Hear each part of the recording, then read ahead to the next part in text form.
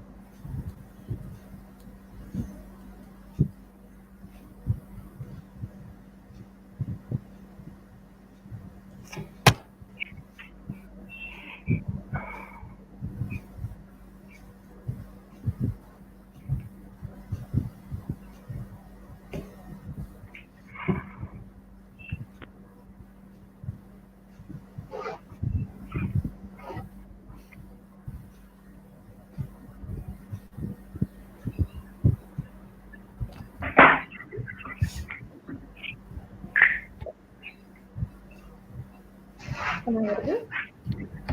Yeah, you're audible, Suhana. All right, we start. Yeah. All right. Hello, everyone. I'm Suhana Nanda, and I welcome you all to today's discussion by Red Lantern Analytica. RLA is an international affairs observer group based out of New Delhi, India. We research on critical issues relating to China with a special focus on Sino-Indian relations. We have with us Bhavdeep Modi, China, and Vikas Nagpal to discuss Chinese expansionism through CPEC and BRI. Now, before we discuss the more nuanced aspects of this debate, I'll give our viewers a quick overview about this initiative. BRI was introduced in 2013 in order to enhance connectivity and collaboration among 60 countries and beyond in Asia, Africa, and Europe via land and maritime networks along 6 corridors. It is a massive new trade corridor project, which has also been termed as the new Silk Road. Now, BRI officially has 5 goals. The first one being to enhance policy coordination. Second one being to improve infrastructure connectivity. Third, to reinforce trade and investment cooperation. Fourth, to move forward with financial integration. And fifth, to support people-to-people collaboration. China has invested a massive amount via BRI. These investments can further be bifurcated between industry-wise investments and region-wise investments. So a quick overview about the industry-wise investments. Energy is seen at about 39%, transport at about 26%, real estate at about 10%, metals at about 7%. Similarly, the region-wise investment is also massive. East Asia with 25%, Sub-Saharan Africa with 22%, West Africa with 21%, Arab and Middle East with 15%. Now that we've covered the basics of this initiative, let's proceed to the discussion. So the very first question, Bhavdeep, Trace, and Vikas, is how is China advancing a debt trap diplomacy through BRI?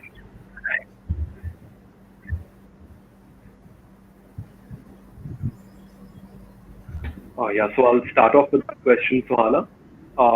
So first talking about Pakistan in this regard, that how China has been employing the debt trap diplomacy with Pakistan. So once we go into the detail of debt trap diplomacy basically means that it's a diplomacy based on carried out in bilateral relations between countries with an often alleged negative intent for extracting economic and political concessions. So in this regard with China and Pakistan, we really have to focus on the political concessions that will be offered to China as a part of the debt trap diplomacy. So let's talk about China and Pakistan in this regard. The China-Pakistan Economic Corridor is the flagship initiative of China with Pakistan under the Belt and Road Initiative. Now, just to throw light on some statistics, through the CPEC, the valuation of the entire initiative is $62 billion, which is much higher than the total investment of the United States of America in Pakistan till date. And under the CPEC, there are a lot of infrastructural projects that are being taken care of. There are railway lines being deployed, and there are energy projects that are being taken up. Now, because of CPEC, the statistics show us that Pakistan owes China a total of $6.7 billion. And if we look at Pakistan's debt owed to the International Monetary Fund, it stands at a meager amount of $2.8 billion. So that is a huge difference between the debt owed by Pakistan to China and the IMF. The debt owed to China is much higher than the debt owed by Pakistan to the IMF. Now, in this particular regard, even the Pakistani Central Bank's governor, Mr. Ashraf Waqra, also stated back in 2018 that he's unclear about the Pakistani investments and the Chinese investments in the CPEC, and that Pakistan might move into a debt crisis because of the CPEC projects being undertaken. So now, what would happen in this particular regard is that China has thrown money to Pakistan in such a way that it has become desperate and, in a sense, dependent on China. And this is a tactic China has been using with a lot of other countries as well. Now, China in this particular regard threw money at Pakistan at such a point of time when Pakistan was deep into debt with the IMF. And in order to bail itself out of that debt, it agreed to the terms and conditions that China posed on it through the CPEC.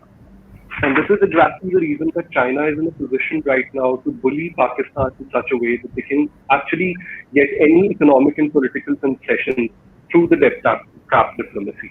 And in this particular regard, we also need to focus on a report that came out in 2018.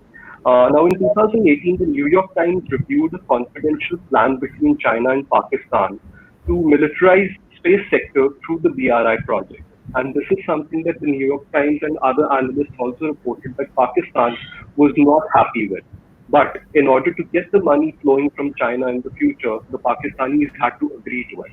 So this is a classic example of debt trap diplomacy taking place because China knows that Pakistan can be used as a strategic asset in order to balance India and the Southeast Asian region.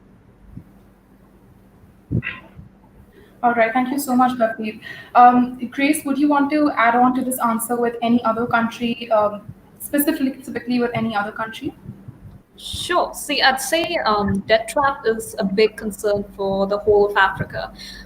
African governments together, they owe about $150 billion. That's a huge number in terms of debt. So the current pandemic, it's pushed these financial pressures even further. So they've almost reached a breaking point. And a lot of these governments have sought bailouts and aid from IMF, which doesn't come easy because, see, when the IMF provides bailouts or if it provides aid to a country, it demands transparency in loan terms, and that's something that is absent from Chinese loan terms. Chinese BRI loan terms are exceptionally opaque.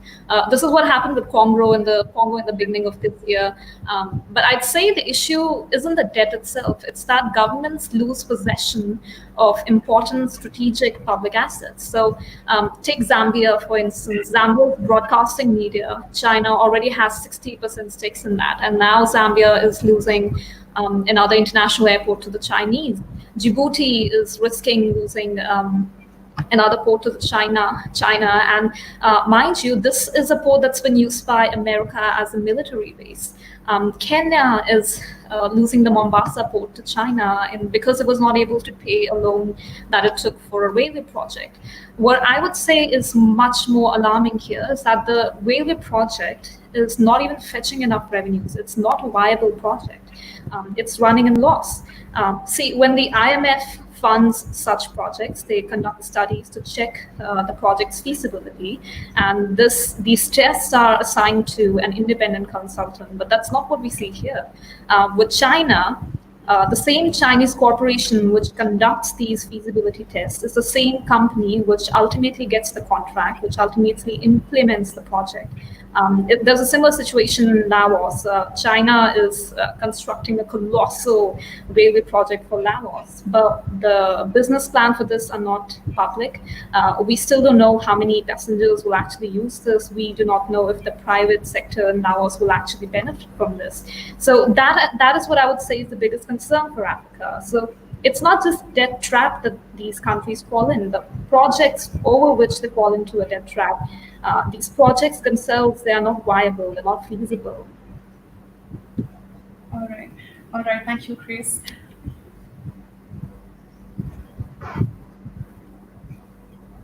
Vikas, would you want to add on to that question? Yeah.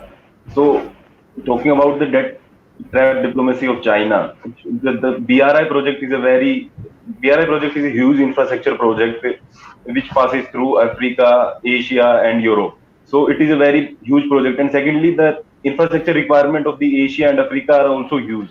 According to the Asian Development Bank, every year there is a need of more than $1 trillion for infrastructure investment in Asia and Africa. But there are many concerns also. So China is investing money in this region, but there is a lack of transparency and accountability from the side of the China. Secondly, the feasibility of these projects is also in the question. Take the example of Sri Lanka. In Sri Lanka, China invested in Hambantota port project, but the project was not feasible. It was not able to generate any profit for the Sri Lankan authorities or for the Chinese authority. So ultimately, Sri Lankans were failed to repay their loan. So now they have to sell their critical infrastructure to the Chinese. So this is a huge concern among every developing nation, is that if we are going to take Chinese money, then ultimately we have to sell our critical infrastructure to the China to repay that debt. So because of this, many countries are backtracking from the earlier project which they had signed under the BRI, and new countries are reluctant to enter into these projects. All right. Thank you so much, Bhavdeep, Chris, and Vikas for giving us an insight into just the Sri Lankan and African region. Now, moving on, there are many countries that have seen a change in government. So, in your opinion, do you think this change in government has changed the renegotiation of CPEC in any way?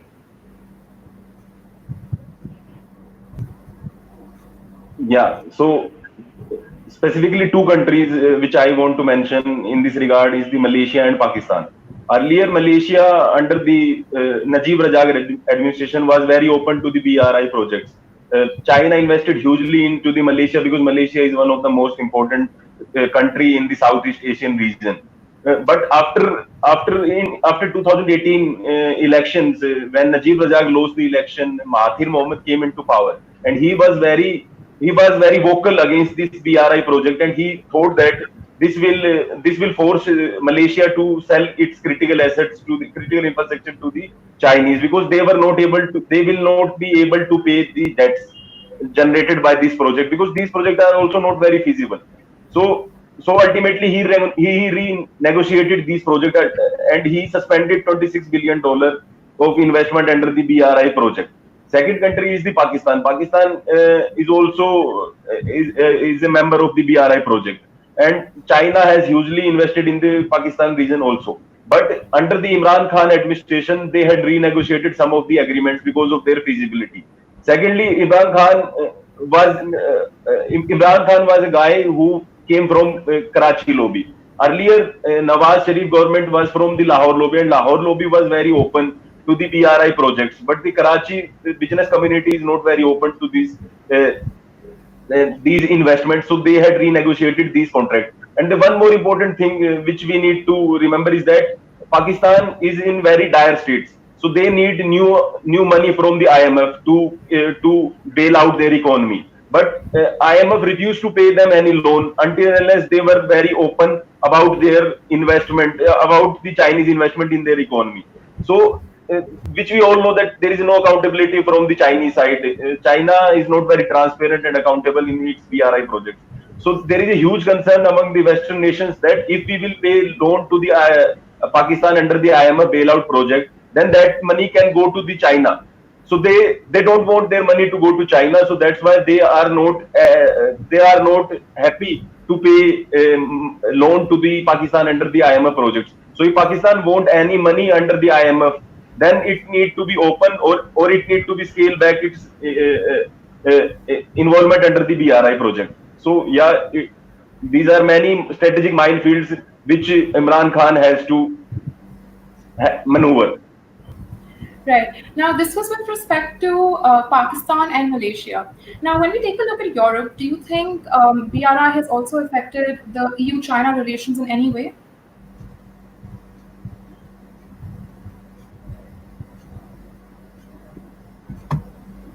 So if we could have this question answered in two parts, one with reference to Western Europe and the other one with reference to Eastern Europe.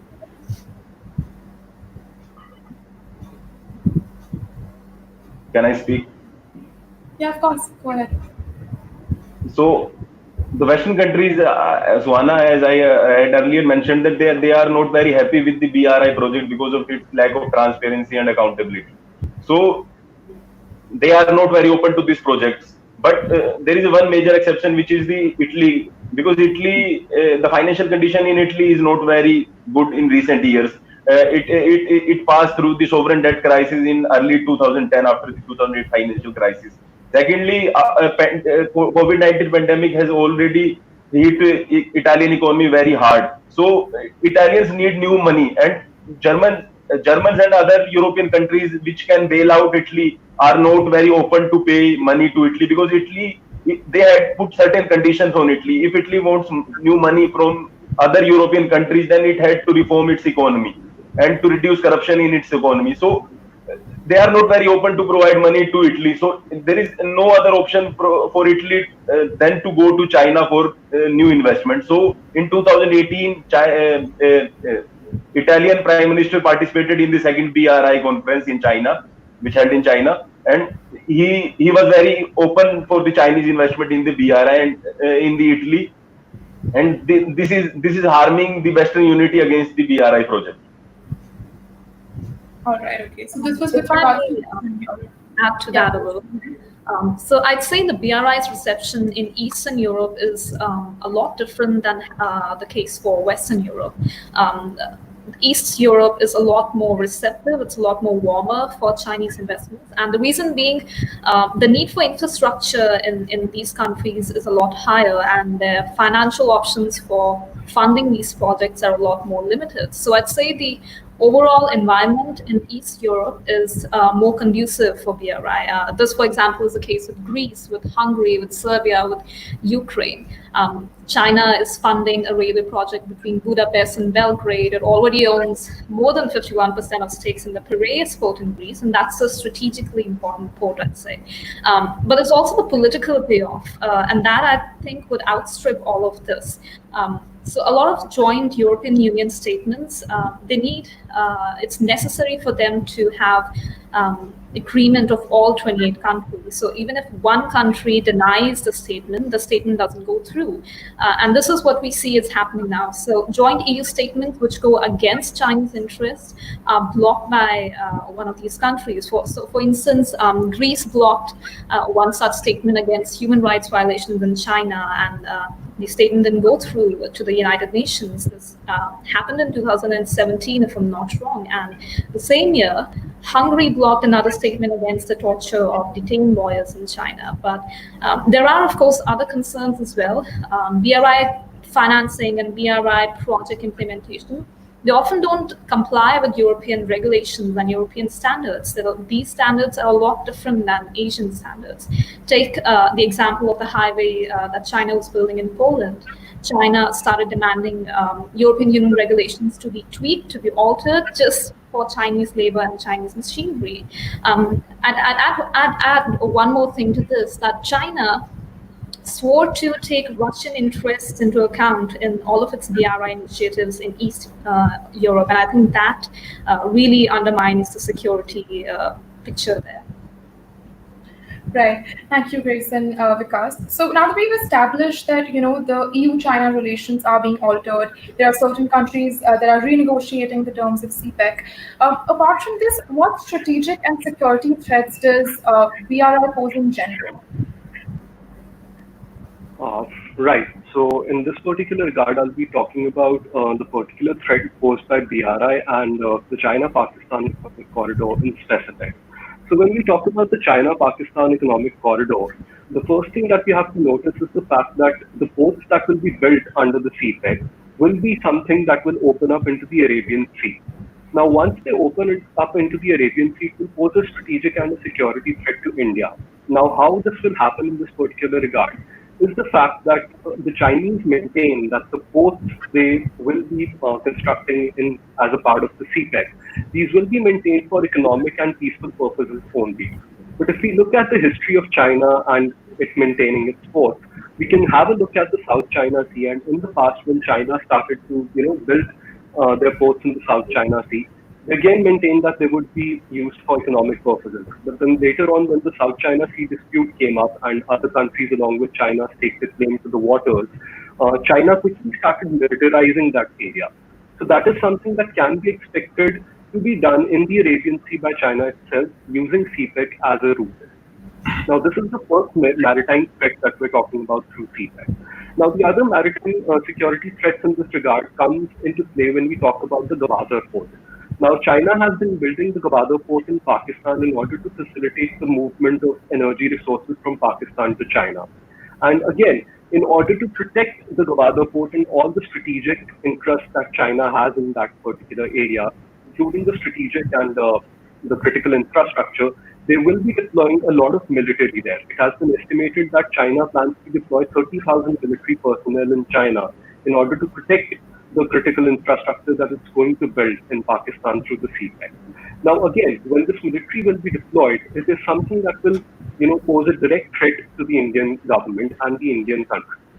Now, in this particular regard, we also need to take a look at the BRI initiatives that have been taken up by China in countries like Sri Lanka, Myanmar, Malaysia, and Bangladesh. So again, in these countries, China is also building ports, which it again maintains for economic purposes. But then again, as history tells us, these ports might turn into militarized ports, which will then turn into something of a strategic encirclement of India, which is also called the string of pearls tactic, which is used by China in order to strategically encircle India. Now, when we look at the map, Sri Lanka sits at the bottom, Myanmar and Bangladesh sit at the eastern border of India. So if this port militarization happens, it will pose a direct military threat to India. And that is the biggest maritime threat that is there. And along with this, a very important question comes into play, and this question relates to the Malacca dilemma that China faces.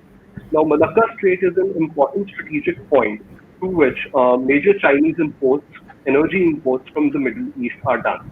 And since this port and since the strait is such an important strategic position for China, it has often been, considered by China that if and when there is a military confrontation with either India and the US in the future, that India and US could actually blockade this particular strait, and hence it would deal a severe blow to the Chinese country. And in order to solve this dilemma, they have been looking at alternatives since some time now, and they've zeroed in on building a port in the Kra Islands of Thailand. Now, once this port is built in Kra Islands in Thailand, it will bypass the Malacca Strait first, and secondly, this Kra Islands port will actually open up into the Andaman Sea of India. Now, once it opens up into the Andaman Sea of India, we can also expect naval presence in the Andaman Sea, which again will pose a major security threat to the Indian country. All right, thank you, Bhavdeep. If I can add to that again, there's also a cyber dimension of BRI, the digital Silk Road, as it is called, or the information Silk Road. In simple terms, it's a massive undertaking to set up digital and space infrastructure. It includes fiber optic cables, cellular networks, satellite coverage. China has already made a lot of progress on this front in the China-Pakistan economic corridor. It's already worked on some 90 projects to set up submarine submarine cables, and a lot of these were handled by Huawei, and that is a company with a lot of controversial allegations.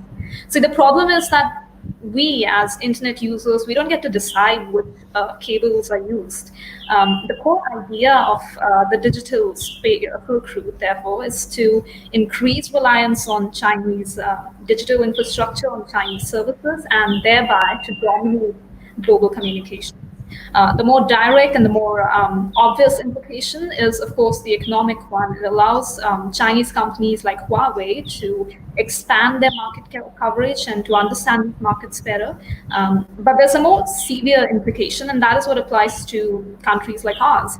And that is the strategic and the security implication. So there are concerns of cyber espionage and data theft. Just to take one example, when China set its servers in the African Union's headquarters, it created a backdoor there. And because of that, all the data in the African Union's headquarters directly went to its servers in Shanghai. Right?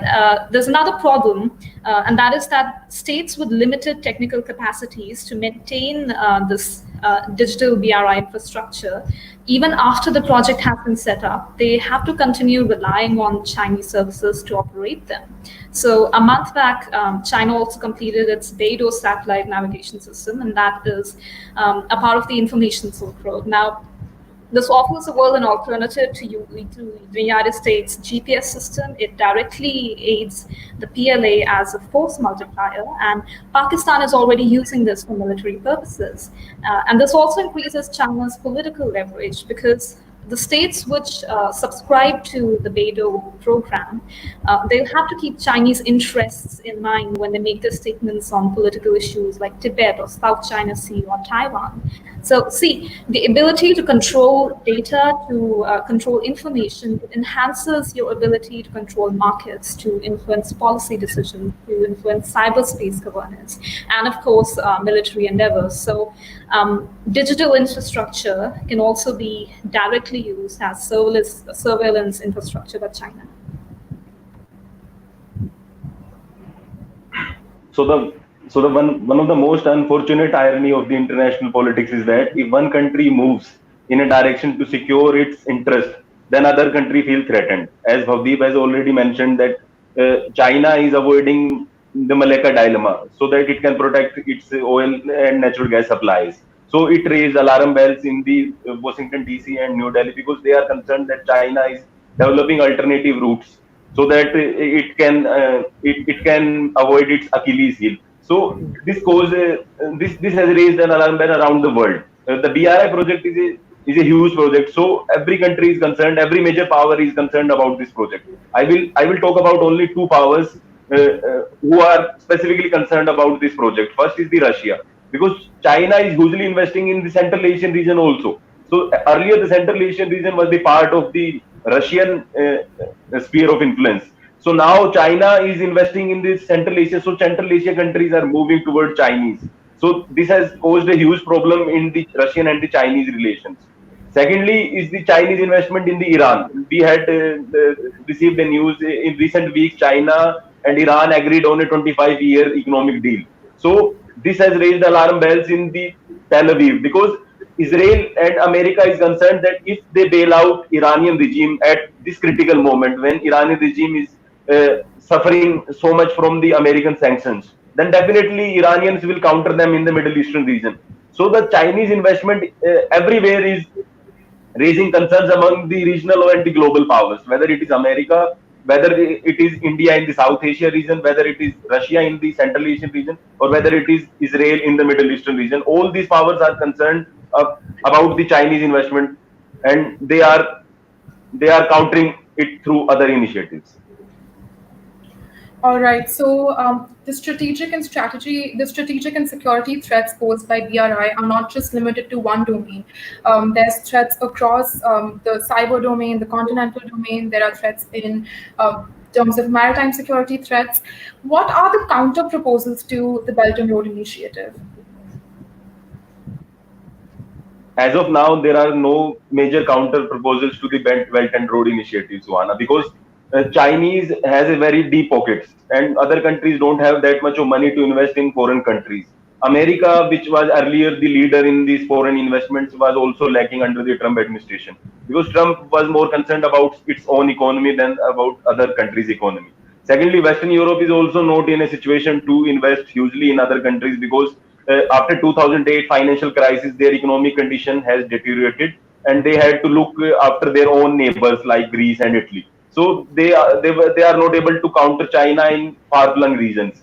So now Chinese are free to invest everywhere, and there is no major country to counter them. But in recent times, America has launched an initiative with the help of Japan, India, and Australia, which is also known as Ford. So with the help of these countries, it is launching a new initiative. But the major problem with this new initiative, which is known as Blue Dot Initiative, is that it is a private sector-led initiative. So private companies, multinational companies are going to invest in these regions. And we all know that private companies are not going to invest in a place where they are not generating profits. Whereas Chinese are investing everywhere, because they are not concerned about the profits. They want to deepen their influence in every region. So the private investors are not going to able to counter the Chinese investment, and the major countries like India, Australia, Japan, and America needs to step up its investment so that they can effectively counter the China, especially in the Indo-Pacific theater. And Japan and India had also launched an initiative known as African Growth Corridor Initiative way back in 2010. So till date, they were not able to invest so much of money into it.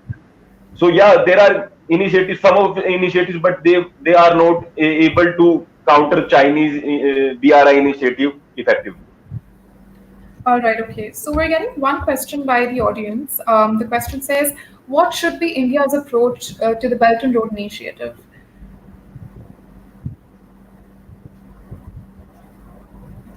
Can I answer? Of course, go ahead. So India is very clear about the Belt and Road Initiative. It is against this project. China repeatedly invited India to its BRI conferences, and India refused those offers, because India when China is investing in its own territory, like in Gilgit-Baltistan and in Aksai Chin, which India considered its territory, then definitely India is not going to invest, or India is not happy with the BRI project. Secondly, the recent Galwan Valley conflict also point toward the Chinese investment in this region. Chinese are very concerned about the Indian actions in this region, specifically its road building in this region. So they are countering it, and they are not very happy with the current Modi government approach related to the BRI. So India is not open to the BRI project because of its sovereign concerns.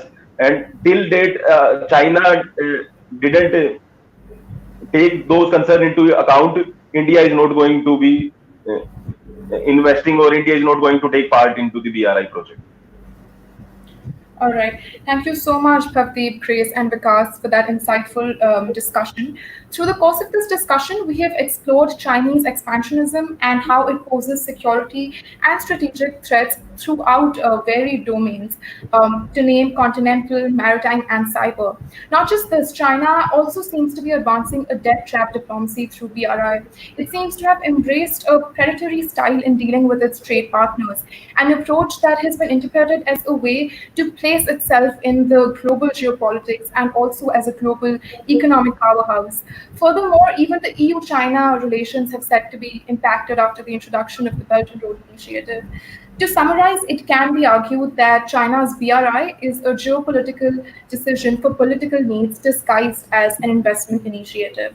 So thank you so much, and thank you so much to all our viewers for tuning in. We at the Red Lantern Analytica hope to bring more such segments to you. Thank you. Thank you. Thank you.